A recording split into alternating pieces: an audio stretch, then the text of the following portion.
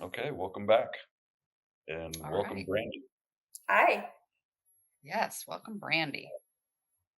Thanks for Our joining us. first guest. Our So very exciting. first guest. We're doing new things. I'm I'm super thrilled. excited. I'm super excited to have you on. Hi, I'm Julie. And I'm Caleb. Welcome to Nursing You, the podcast where we redefine nursing in today's healthcare landscape. Join Julie and I as we step outside the box on an unconventional healing journey. Together, we're diving deep into the heart of nursing, exploring the intricate relationships between caregivers and patients with sincerity and depth. Our mission is to create an open and collaborative experience where learning is expansive and fun. From the psychological impacts of nursing to the larger implications on the healthcare system, we're sparking conversations that lead to healing and innovation. We have serious experience and we won't pull our punches, but we'll also weave in some humor along the way because we all know laughter is often the best medicine. It is. And we won't shy away from any topic, taboo or not. From violence and drugs to family and love, we're tackling it all. Our nursing knowledge is our base, but we will be bringing insights from philosophy, religion, science, and art to deepen our understanding of the human experience.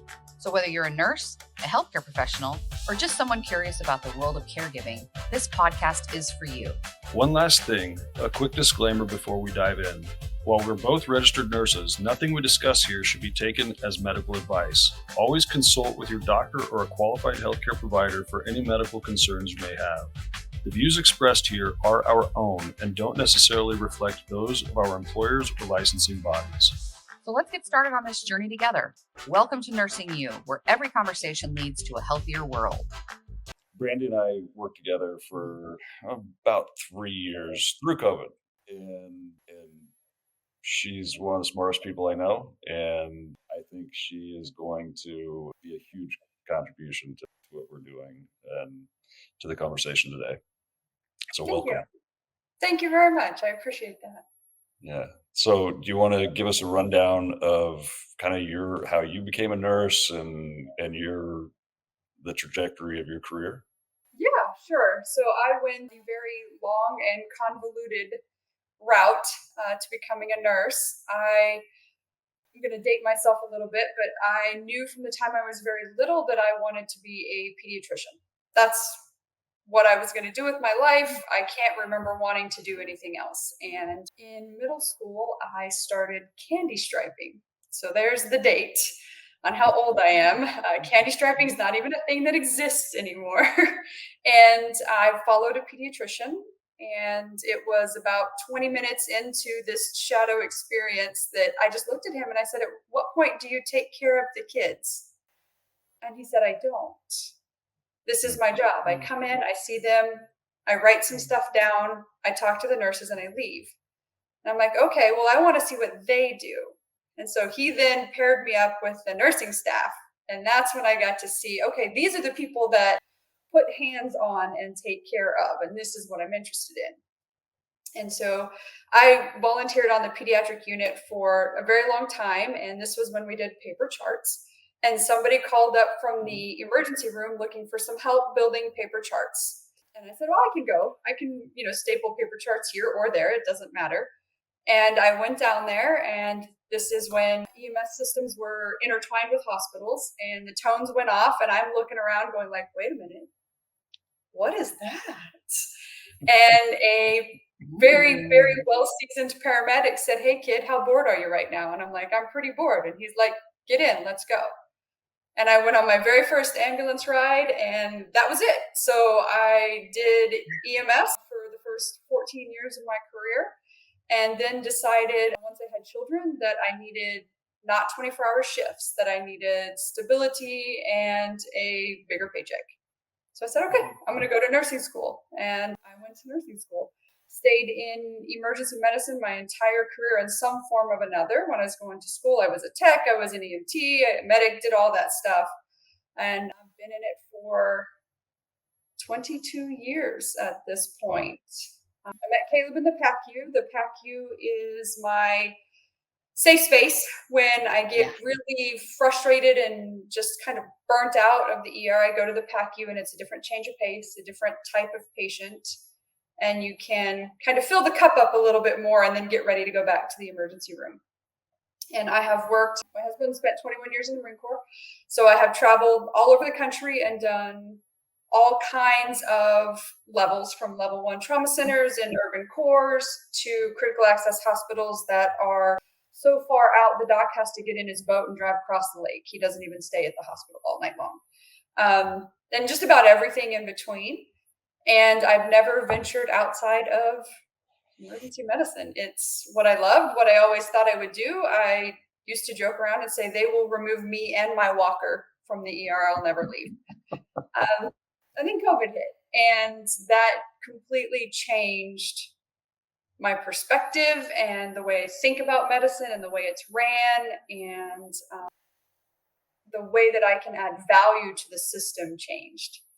And so I became a professor, and I am 2.5 years deep into a PhD at this point, trying to figure out how can we better prepare nurses to do the job, the actual job that we expect them to do upon graduation, not this fantasy that is created for them. Yep. And so that is what I am trying to figure out. And that is my entire career in a nutshell. Tell us about the research that you're doing.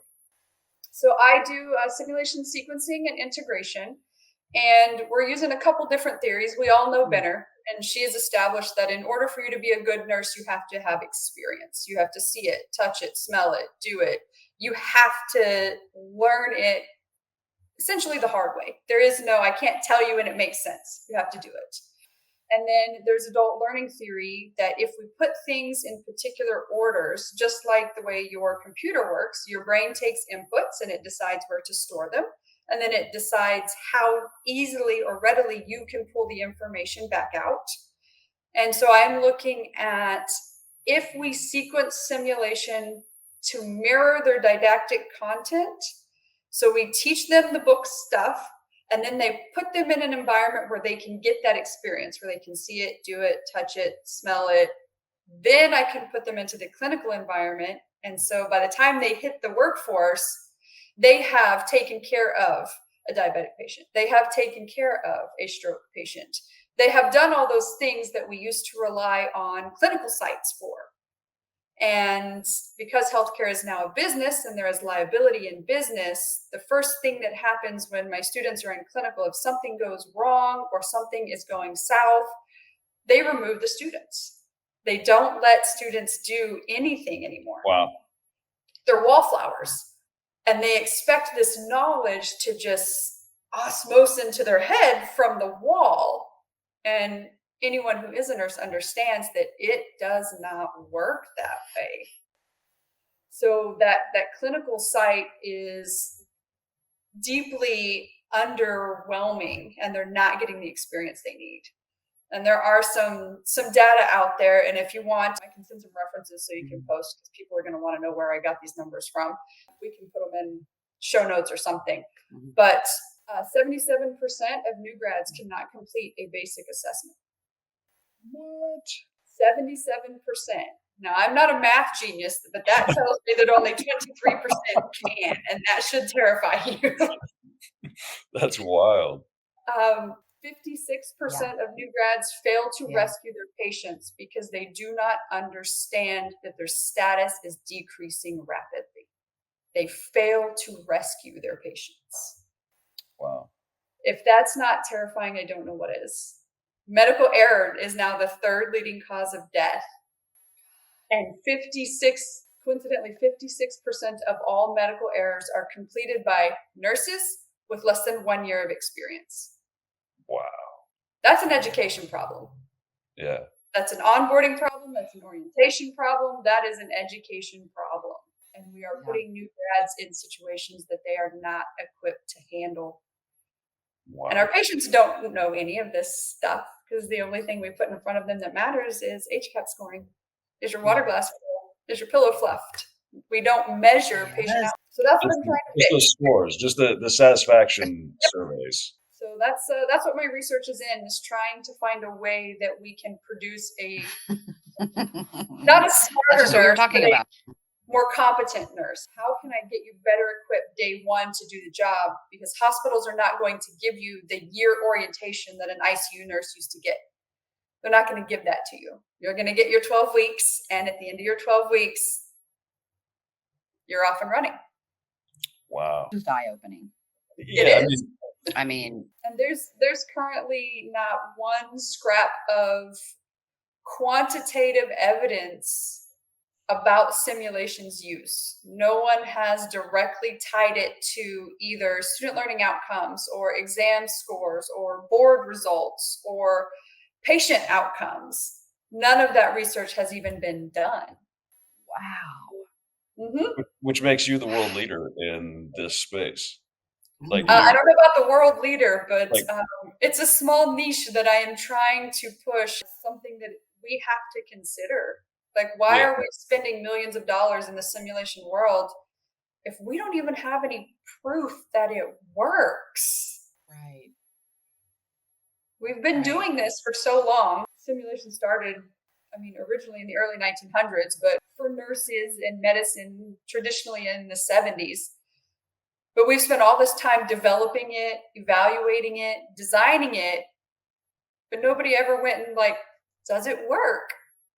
I mean, that's one of the things. Like, you know, when we first started, we ran, what were they called?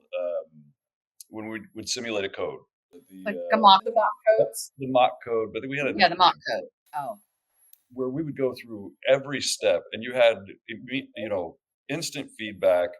You know, you had the medicines right there in your hand. Mhm. Like seeing it, touching it, the what the label looks like. Yes. All of that prepared you to step into that critical situation, and it's almost like the questions were eliminated because you had that hands-on experience, and you Correct. like I don't care what anyone says, simulating a code on the computer is ineffective.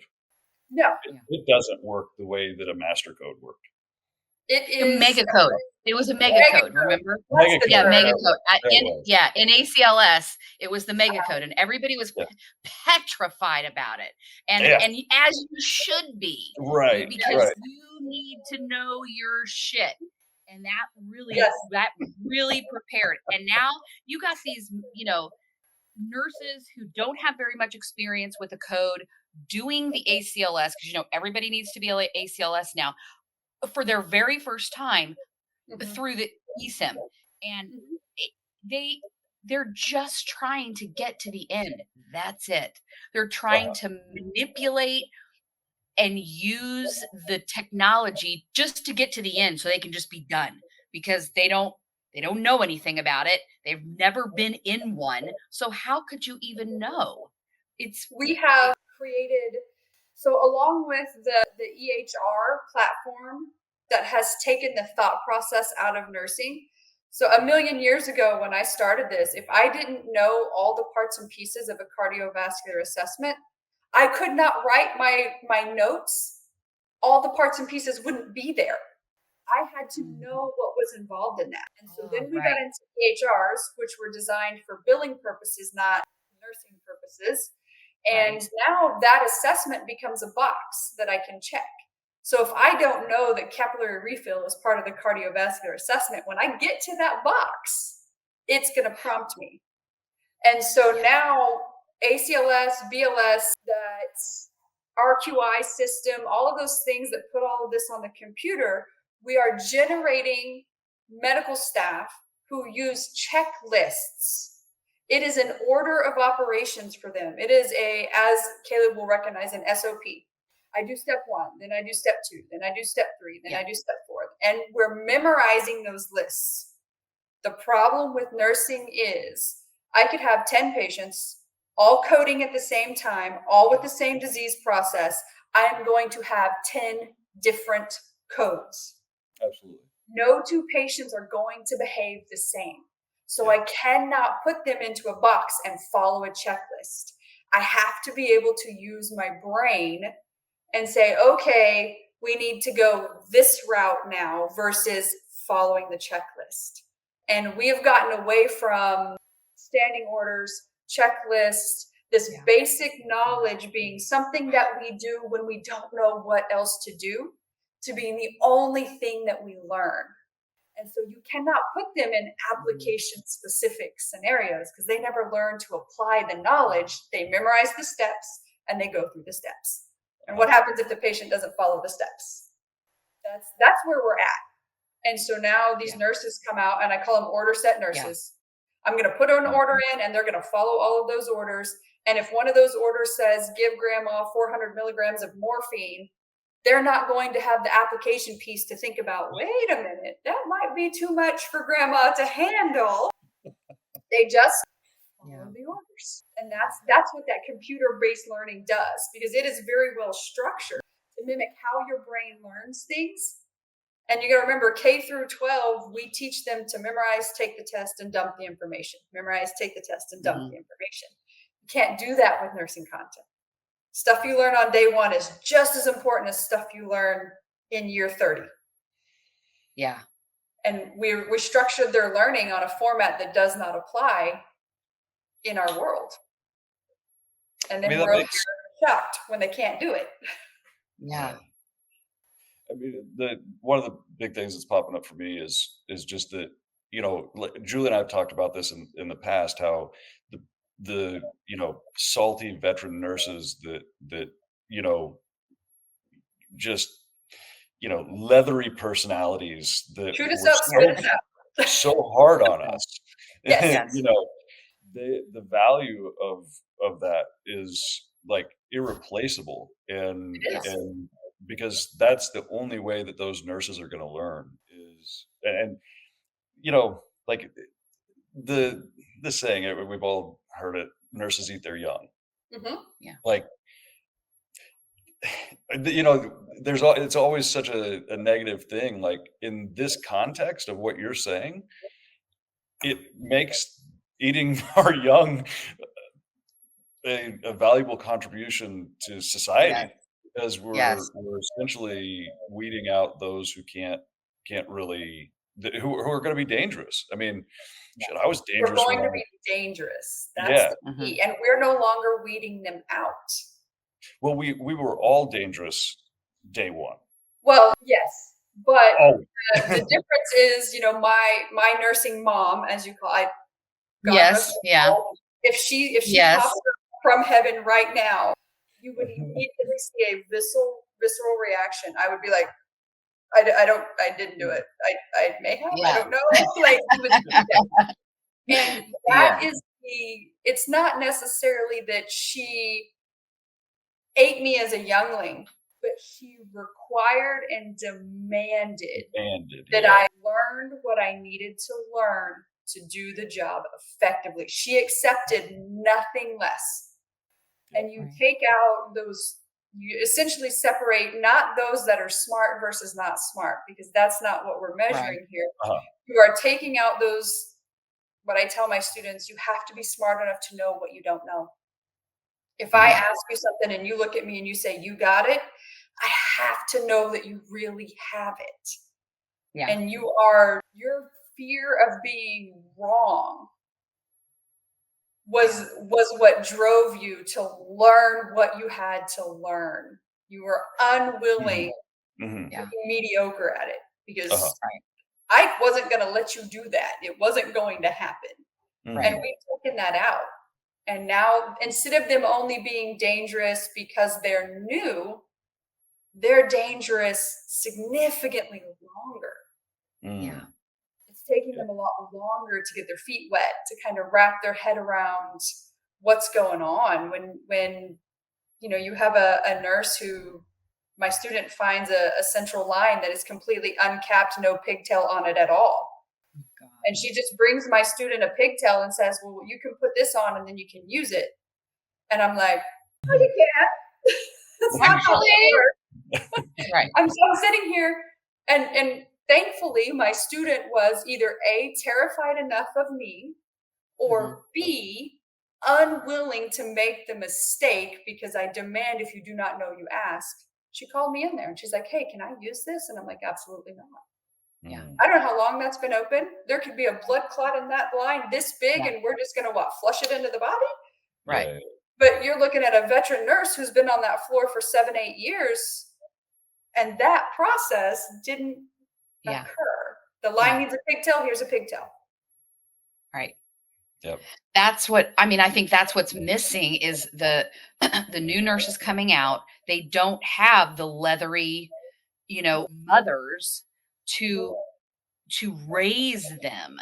Yes. That's I was raised by a leathery mother. I was a leathery mother. But Yes. now as we're leaving the bedside and we become, aged in our 50s and we're not doing that anymore, that it gets watered down with like Mhm. every graduating class and mediocre has just become acceptable. And It's acceptable, and it's, I think, probably built into the hospital's yes, risk cost analysis. yes. And that's Yeah. your true problem, is the hospitals view it as, well, if my patient doesn't know they're getting substandard care, then there's no risk for me putting these people in positions where the only thing they could possibly get done would be substandard care. Yeah. Absolutely. There's not enough time and there's not enough people, and they Yep. don't leave people in orientation long enough. Yep. And, I mean, you could list 100 things, but a big primary focus has shifted from excellent clinical care Mhm. to reimbursement and Yep. surveys and patient satisfaction. And the patients are no longer patients, they're customers. Mm. So Clients. they're clients, right. They're You want to they're make my paying political, that's clients, it. which is Yep. funny because they don't even pay, their insurance companies pay, Correct. I've never had a client in my life. No, During Right. this 22 they're years, and I have patient. never once taken care of a client. Not No, one Right. time. no. And I think, so that's where me and Caleb sometimes will just sit and look at each other like, "Well, so, what? What do you do? How do you do? Mhm. We can't fix this." And Correct. so then you start to feel overwhelmed. But then we're like, okay, come back down to reality. We can make a difference by just talking about it, bringing people on, the small things that are an awareness, and things that you're doing, I The guess. knowledge becomes the power. Because if I Yeah. can open this world, my students up to this world, when they go in their interviews, they know to ask about staff turnover, attrition rates. They know to ask about what's your department function like? How many people have more than 5 years experience or less than 5 years experience? I teach them to ask these questions of these Mm. managers when they go in to Fun. do these interviews. And like Caleb has said previously, you interview them. There is not a hospital in this country that doesn't need a nurse. There's Mm. not one in this country. There's not a place in this country that is like, oh no, we don't need nurses. Yeah. So Yeah. you are interviewing them. Find the fit that is going to prevent you from losing your license down the road. Yeah. That's going to set you up for success and not failure. Mhm. And I think Right. that's why I went to education, because I can't do that in the healthcare world. I can only educate the workforce, and so that they demand better, so that they demand those moms that exist on the unit that can Yeah. help them. And is it difficult? Yes. Is it fun? No. Yeah. But when you are on your own and you are the one that is like able to function and think and move through situations critically, it makes sense. I'm like, oh, now I know why Ike was like that. Now I Mhm. know she did these things. Now it makes sense to me. Just like it is when you're a teenager and your parents tell you no. Yeah. It doesn't make sense till you're older. It's the same in nursing. Yeah. Mhm. Yeah. I did a little stint as a manager and did some hiring. It was in the spring of 2020. So these nurses were graduating, doing the rest of their clinicals online for that year. Mhm. And the system isn't set up to really allow for the nurse to interview the hospital. It's like they don't know that they're supposed to do. They would come in just grateful that they even got an Yes. interview. Yes. No questions. Mhm. And I was the one that was like giving them the real deal. Like I didn't want to give them a fake scenario of the unit that I was hiring them on. I was like, this is a 20 bed, very, very fast paced unit. There are a lot of discharges and admits. And actually though, but she wasn't a new nurse. There was a couple nurses that were like, "Actually, no, thank you." But, Right. thank God. I Yeah. mean, thank God I told them that, Yeah. because if I wouldn't have, I mean, 100% fail. They would have Of just course. failed me, and all of that would have gone to naught, and all the orientation would have been naught. But, Mhm. I don't think it's not set up that way. They just want the bodies, get them in there, get them Of oriented course. so that we can have the count, the numbers. We have enough nurses on, no one can bitch, But you talk about numbers of nurses on the unit who can take patients, but then you talk about who actually can take care of the patients, because Right. we have probably all worked shifts with, like, okay, they're here, but, like, we need to keep an eye on all of those Mhm. patients. Like, Mhm. they sent her Mhm. to us from the float pool, but Mhm. and, what are you gonna do? Be like, "Actually, we don't want her," or "We don't want him," you know what I mean? Like, Yeah. no, you're just like, "Okay, I guess I have 8 patients now, so I'll have to watch." Or you tell other people to watch.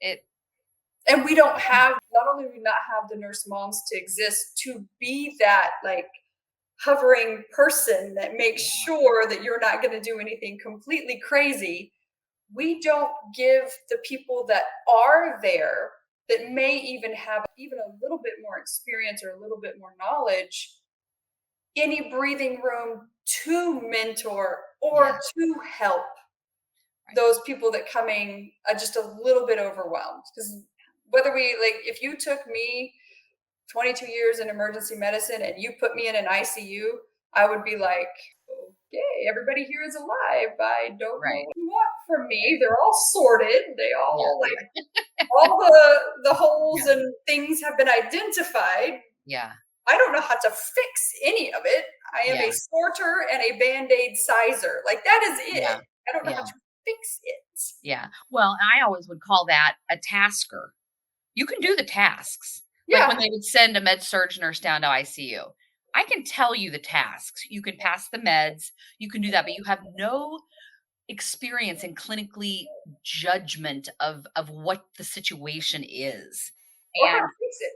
or how to fix it. Right. Mhm. And so that to me falls on administration, and many ICU nurses would say, you can't send us just anybody.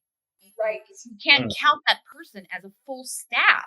So Yes. now, we might have the numbers of what these patients call for, but it is very, very dangerous still. Mhm. And none of that ever matters. None of that matters to anyone, because administration, and they all leave at night. So Mhm. they're sleeping. They don't Yes. care, Yes. and they can say they care, but you don't, because if you did, you wouldn't allow it to be that way. Correct. You would demand. It's just like sending a nurse into surgery. What? Yes. But Mhm. that would never happen. Or how about labor and delivery? You would never send a med surg nurse over to deliver a baby. Never. That Mhm. never happens. You might send someone over who can answer call lights and task and do CNA Yep. work, but it's allowed on all units. So if you go to a specialized unit and you're in the float pool, or you're floating from a floor that's low census, I mean, you're screwed. You are, and you're totally set up for failure. And then there's not enough people to where that person who's coming to help cannot take a team who can just relieve some of those tasks that need to be done. It would be the craziest thing to put me in an ICU and then give me a team of patients, and I could be like, well, I can check the boxes and I can do the things, but I am ill equipped, even with all of my experience, to genuinely fix this person. Mhm. And we do that. And then we take med surg nurses or OB nurses. And we did this during COVID. They would send them to the Yeah, ER and they're just like losing it because they don't yeah, understand. And at some points, the concept of triage. yeah, Like this yeah. one is still technically breathing on their own. So we're moving on to this one. And you Mhm. just get into all of these, not only logistical problems, but how, if you're in labor and delivery and 99% of your experience is happy, how do you then switch to go to an ER where 70% of your patients that come in true arrest die? Yeah. There's no there's way more terrible outcomes than there are happy outcomes in the Yeah. emergency room. And then you can see that bubble break. Hmm. 'Cause we all know the personalities of nurses. We can have 3 or 4 minute conversations, and I can probably peg what unit you work on based on your personality. And Hmm. we're just the psychological aspect of doing that to Mhm. nurses is impactful, let alone the logistics and the patient outcomes and Yeah. all of the other things that happen. You're getting hit from all sides. Yeah. Yeah. I mean, the psychological impact is it. It's so big, but I think it's the least looked at, and it's the least noticed Mhm. even by the person. You Of know, course. they just will be like just feel like a failure. I mean, I've consoled many med surg nurses who came to the ICU who were crying, Mhm. and it's not their fault. No. They're put in that position against their will, literally. And there's no Yes. way that even if they were willing, that they are set up to even be successful. Yeah. Mhm. That's a moral injury. Yeah. It's huge. Yeah, And it's a we do moral injury. as if it's nothing, Yeah. as if Mhm. there is no downside or no impact to that. And even if that med surge nurse, let's say that she survived her 1 12-hour shift, I worked 1 12-hour shift in the ICU, right? Mhm. And the patients that I got when I came in were alive, and when I left, they were alive. And I was like, I can offer you nothing else. Like, that is it. They were Yeah. alive when I got them, and they were alive when I left them. Right. I'm an ER nurse. That's all I know how to do. And we're not even considering when we do that to a med surg nurse or a labor and delivery nurse, they now go back to their unit with a loss of confidence, Yeah. with a some sort of negative connotation about their ability to perform. And I think nurses are notoriously perfectionist, or we are constantly striving to move forward, and they're not going to accept that there was no way they could be successful. It is always going to be, I should have known how to, or I should have done, or I should have seen. And so Mhm. all of that just gets sit right on top of your shoulders. And whether we want to admit it or not, is going to start practice. It's going to affect the practice that you are comfortable with doing. Yeah. That's Mhm. the moral injury element of it, which is like I've said before, like the fundamental element of nursing is of nurses, the fundamental elemental level of what makes up a nurse is that they care. And when they're Yes. putting those put in it's their caring that is actually hurting them because they're putting themselves or we are putting ourselves in positions to do things that like you're just all of the things that you're describing put us in situations where we are incapable of actually doing the care. You know, Mhm.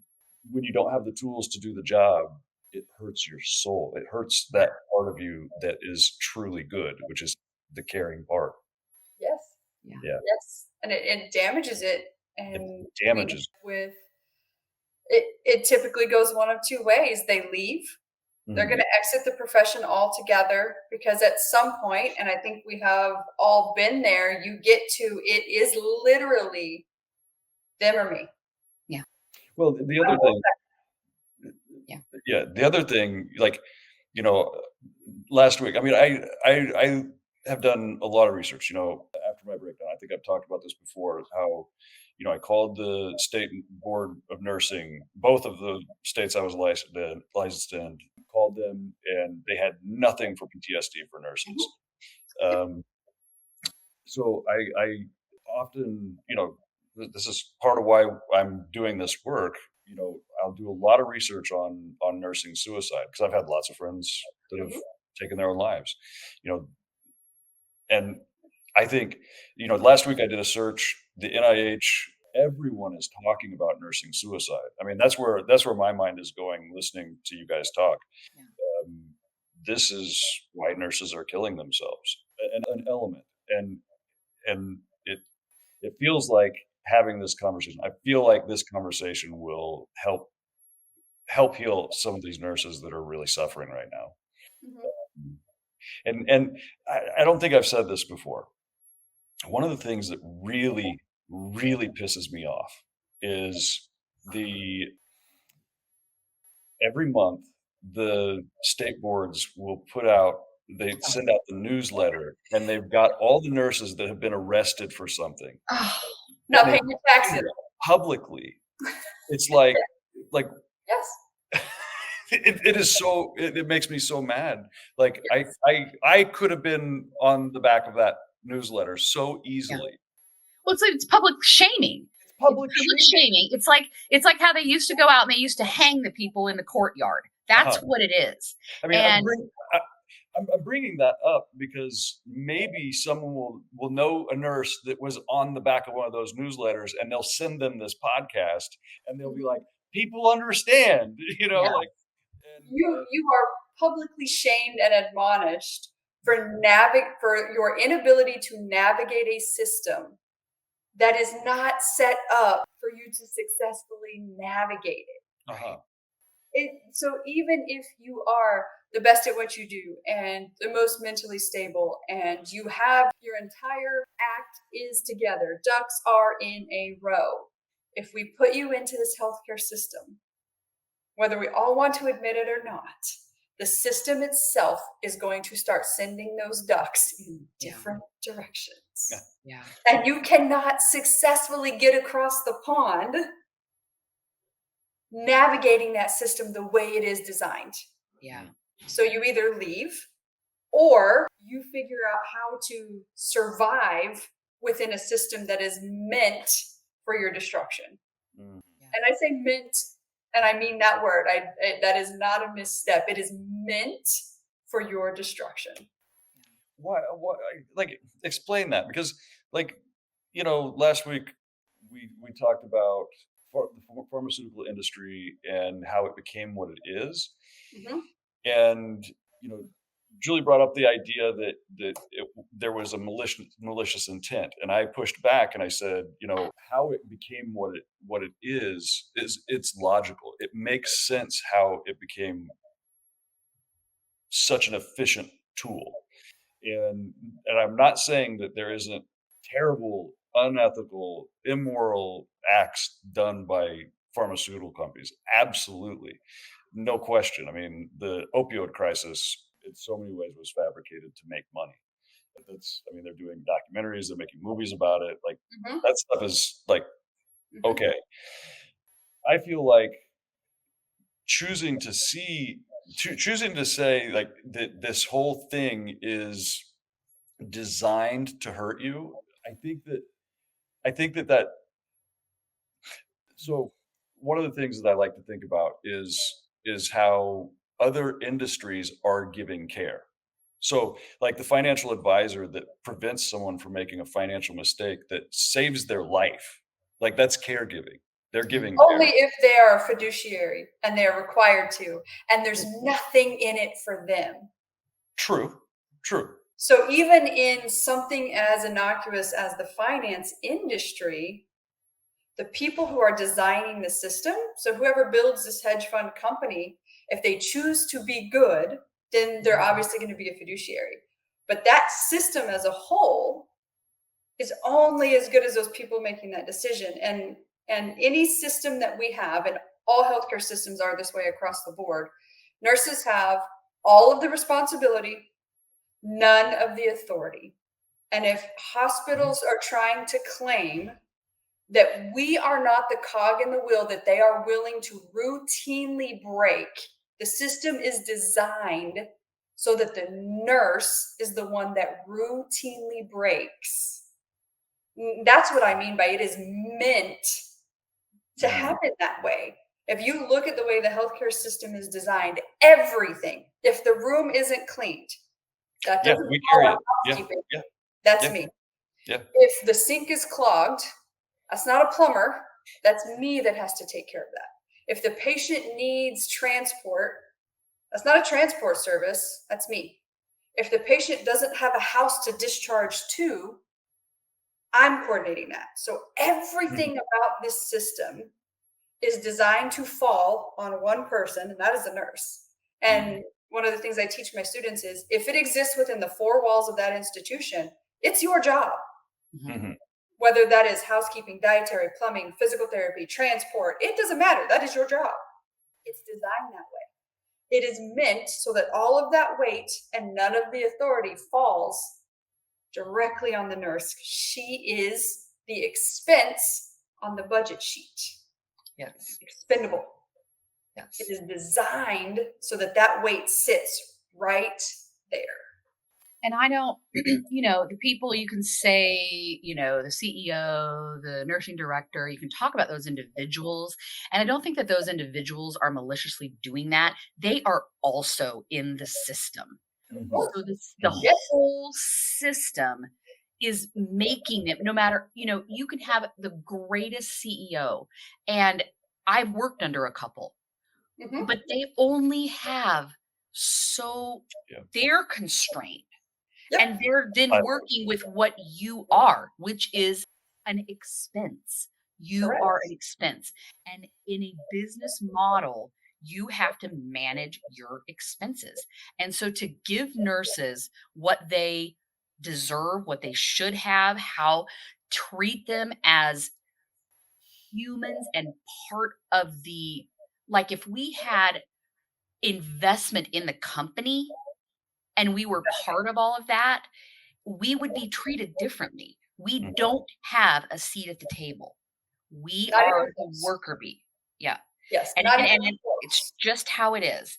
It's just how it is. And that is a huge thing that in our lifetime was never going to change. But I think what we can do is bring awareness that this is the system that you're going into as a nurse and bring awareness to what is moral injury so that Mhm. it can be identified when it happens. So when you go into a situation as a nurse unprepared and you start feeling the feelings and the flushed face and the Mhm. tight chest and tingly and you're going to cry because your mind is like, you are not safe. This is not safe. You don't know. And whether the charge nurse is yelling at you or whether she's like, you're going to be okay. I've got you. It Mhm. doesn't matter. She might look after your patients and they may be alive when you leave, but the feeling of being unsafe that you're not doing that to yourself. They're doing it to you. Correct. So if a nurse can recognize that she's not safe and either refuse the assignment, which that is another whole situation, or just do the things for herself, whether she needs to breathe through it, whether she needs something, and even after the shift to debrief with someone, with herself, with journaling, with a group, with going into her nurses group, talking about it, venting about it, being angry about it, but knowing that it has nothing to do with who she is as a person, the human being, the soul that she is, and the education, that she still is a very good nurse in an Yes. environment that supports her to do that. And so maybe that's the little piece that we're able to bring, which is awareness to what you're actually getting into. Like I did with the interview. This is Yes. a busy unit. Like I'm not joking. You might have 8 total patients this shift. 3 discharges and 3 admits along with your other 2. So Mhm. that's the truth. And in my opinion, one thing that healthcare does is they're not true. They don't they're not telling the truth. They hide the things that are Mhm. probably they don't look good and people would be like, "Why are you doing that to them? Why are you making that nurse go there? Why are you doing?" So it's just part of the staffing. That's Of just course. how we do. And they don't ever really have an answer because I was the one who chimed up in the meetings and I'm like, "We're not putting another thing on the nurse and we're not putting another thing on the supervisor. Mhm. We're not doing it." And all the looks at me. And then I'm just sitting there like, "Yeah, well, that's why I didn't last. I didn't last. I didn't last long. I couldn't take it." And I will tell you, the first time I was ever charged in the ER, we had 24 beds. There were 3 nurses. And we're talking about a freestanding facility. So I run my own labs, I transport my own patients, I triage. From triage to dispo. There are 3 nurses in that building. Oh my 3. 1 doc, 1 X-ray CT, and 1 tech. That is it. And we got 24 beds, and there are typically 40 or 50 deep in that waiting room. Ooh. As you know, anybody who knows the system, I got to have somebody at triage. So now I've got 2 nurses, 24 beds, and 1 tech that can get nothing done but run labs. Yeah. That's just, she's stuck in that lab. I can't get her help with anything. And the first time I ever took charge, and I said, okay, how many nurses do I have? All right, we have a 4-to-1 ratio. So of these 24 beds, I'm opening 8. Yeah. And the heads that rolled. Oh yeah. I mean, they lost it. My manager showed up at 11 o'clock at night because I am sure that the waiting room, like they used to watch, it was Meditech, they used to watch that system. He'd watch it from home. And instead of being our usual 40 or 50 deep, we're 80 something deep at this point. And he wants to know why we're not moving patients. Well, we only have 8 rooms open because I only have 2 nurses available. And math tells me that's all that I can take. And he lost it. Mm-hmm. And just me putting my foot down and saying, if you want 24 beds open, then I need the staff to run 24 beds. Yeah. And man, did he only let me charge when he had no other stuff. Oh. Because that's the first thing I did. Yeah. Yeah, he's kind of hand tied there. He can't fire you. Yeah. Yeah. Yeah. I'm like, you have it after your name. Come on in. Yeah. I'll open 4 more rooms. Come on in. Yeah. Well, and you know why they get so uncomfortable is because then they have to go to the either hospital owner or the whoever's above them and say, what's the deal here? Or, 79 of the people out there send a shitty survey back about how long they had to wait and the wait times and the throughput times and all that bullshit. The left without being God. scenes just skyrocket. And they have to explain all that. Yeah. And the answer is never, I didn't have enough staff to run this unit efficiently, effectively, or safely. That's not what they want to say. Yeah. They want to say, well, the nurse wouldn't open all the rooms. Yeah. And they're not going to include why the nurse won't open all the rooms. Yeah. They don't want to put any of that there. Yeah. And so it becomes the only power we have to change this is to educate those who do the job to be effective at dealing with the things the system is going to pile on you. Because there is no other method to change it. Right. This is it. Yeah. Yeah. Yeah. And I know a lot of nurses are talking about it and, I really do. And have been, and there's no change. Nothing ever changed. I worked at the same hospital for 24 years. Nothing ever changes. But I do think that is preparing the nurses and educating the nurses who currently work to be able to navigate that kind of environment.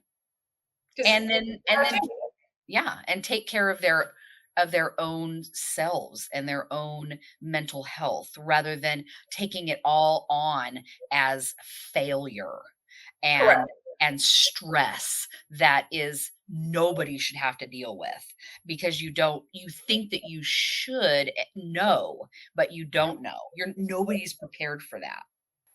And one of the things I teach my students is like, guys, you cannot compare your performance to my performance. I've been doing this as long as some of you have been alive. Now, if you want to pause and then we revisit this topic in 22 years, then we have a fair comparison. At some point, somebody taught you to use a spoon. So it is my job as your instructor to teach you these things. You are not going to magically or instinctively or intuitively know these things until you have been taught it. And so when you graduate, one of the things I teach them is you find the people who are willing to teach you. You find the moms of the unit. And yes, they are more difficult to deal with. And yes, they are not going to let you slack, not even for a minute. But if you find those people, you will be successful. You cannot go into it thinking that, okay, I passed nursing school, I have nothing left to learn. Yeah. Like, yeah, you passed nursing school, but you don't know anything. You don't Yeah. know anything yet. Literally don't. Nothing. I think we've all had that moment in our careers where we're like, for me, I was 5 years in and I'm in the back of an ambulance treating an MI, and I make it through all the things that I'm supposed to do for the first time before I get to the hospital. And I'm just kind of sitting there going like, okay, I did the oxygen, did the morphine, we got a line, I drew the blood, like I'm like, I did it, and then this overwhelming just fear, like, hold on, wait a minute, this is not the first MI I've taken care of. Does this mean that all the MIs that I treated for the previous 5 years, I didn't do it?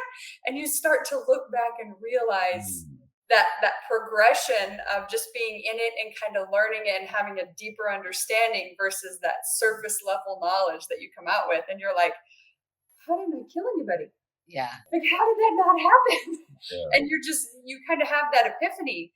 And so we as educators got to do a better job of getting students to realize you don't know what you don't know.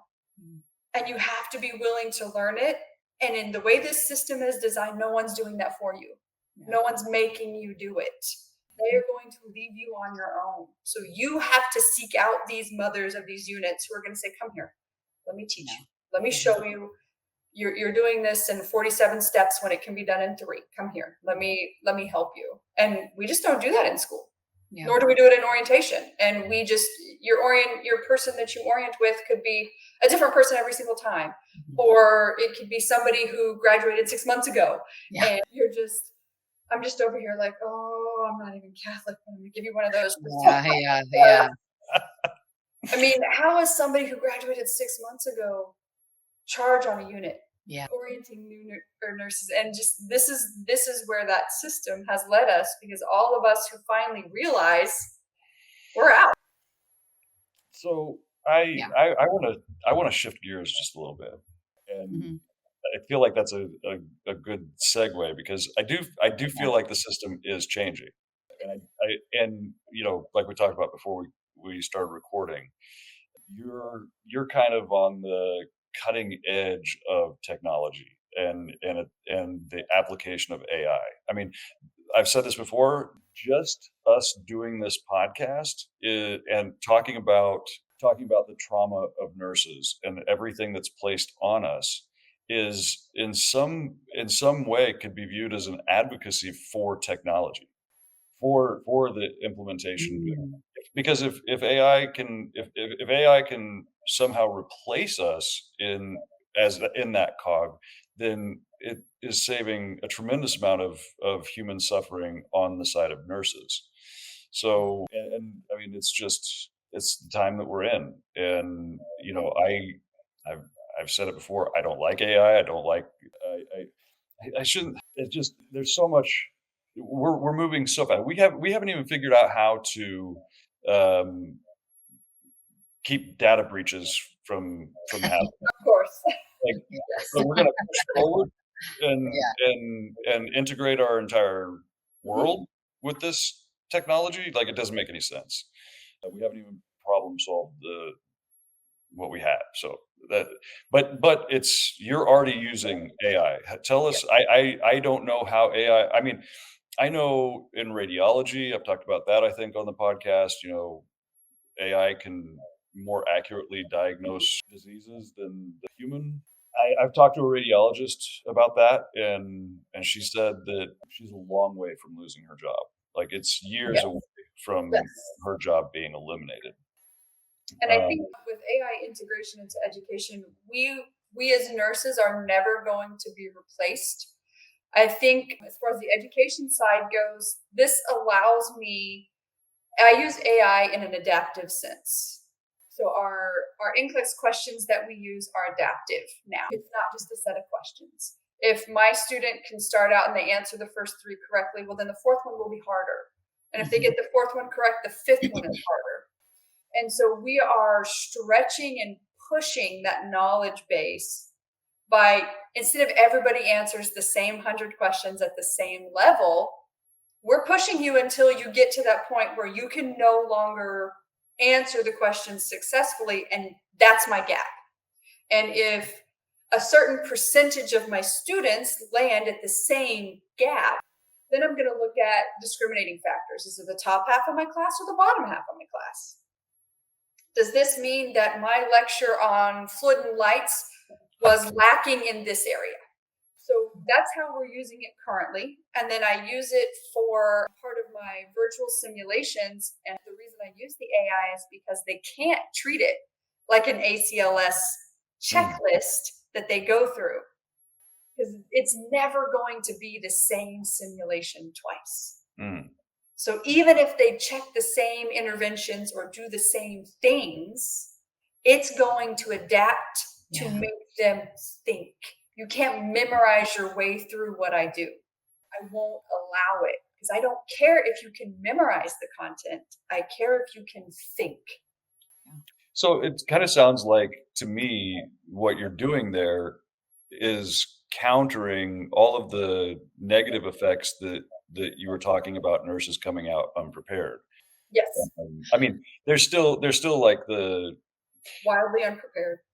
I mean, yeah, you're gonna be wildly unprepared. Like no one, like you can't simulate the first time that you do chest compressions and you break the sternum in half, this way, and break every rib, like how it feels on your wrist when you compress, and the trauma of that just has to be lived.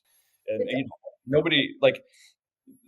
nobody tells you that you're going to experience that. Like you can't simulate it. No, you can't simulate it. Although I do have mannequins that have all of these physiological features, and I can, in fact, disconnect ribs. Oh, wow. You can do, I mean, So the you can amount feel that. these Yeah, mannequins do. wow. Okay. Yeah. Okay. Does it feel like it does on a human?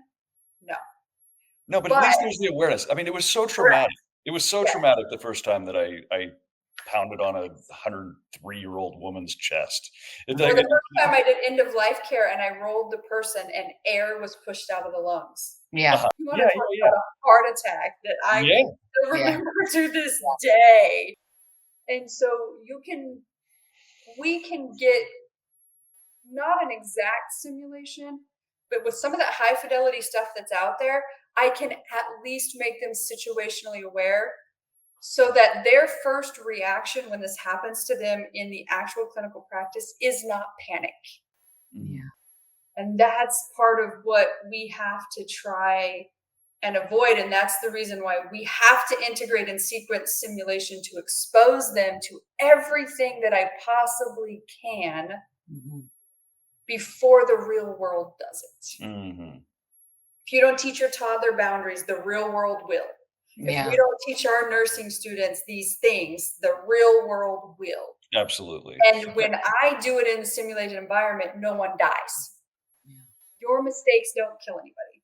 Your mistakes don't injure somebody. Your mistakes don't injure you beyond your ability to recover from it, because you're the one that made said decision.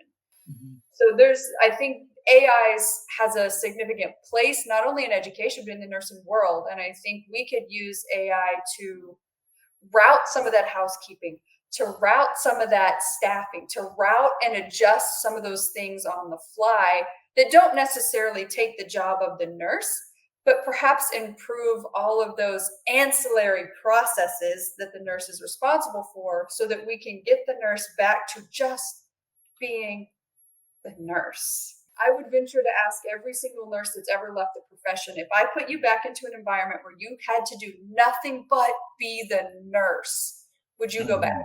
I would. Yeah. I would go back in a heartbeat if all I had to do was be the nurse. Yeah. And an appropriate staffing level. Right. Yeah. But all the things that come all the with things. that. Right? No, I agree. Be the nurse. Yeah. I think we could get those 150 to 300,000 nurses that are just bailing out as fast as they possibly could within 5 years. We could keep them. And so AI, yes, it's a scary thing. And yes, we can't secure it. And yes, it's brand new. But if we get on the cutting edge of it, then we can dictate how it's implemented instead of allowing what we've always done is somebody else who operates in a C-suite or owns a healthcare company or who doesn't do the job. If we don't dictate it, they will. Yeah. It's coming, whether we like it or not. Mm-hmm. So we might as well control that implementation and make it take care of the things that don't replace us. Because we all know that AI is not going to be able to look at the 90-year-old lady who comes into the emergency room at 9 a.m. and she looks at you and she says, well, honey, I just don't feel good. Mm-hmm. And she is that classic heart attack gray. She didn't say or gesture, but I don't need her to. I see you. No, yeah, I see you. Right now. Yeah. So we're never going to be able to replace that. But if we can take some of that ancillary weight off and get back to just being nurses, couple that with maybe improving a couple other things and teaching people how to navigate, we could use AI positively. Mm-hmm. So don't be scared of it. Yeah. I don't like it. I know you don't like it. But it's coming one way or another. Yeah, So I know. I use it to benefit my students, and how can I dictate what that process is?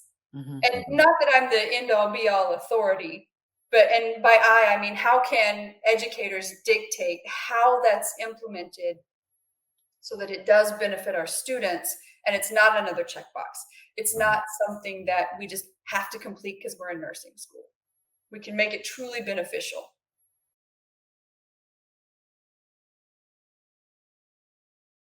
We hope you've enjoyed this week's episode. Remember, the conversation doesn't end here. Keep the dialogue going by connecting with us on social media posted in the links below or by visiting our website. Together, let's continue to redefine nursing and shape a brighter future for those we care for. Until next time, take care, stay curious, and keep nurturing those connections. And don't forget to be kind to yourself.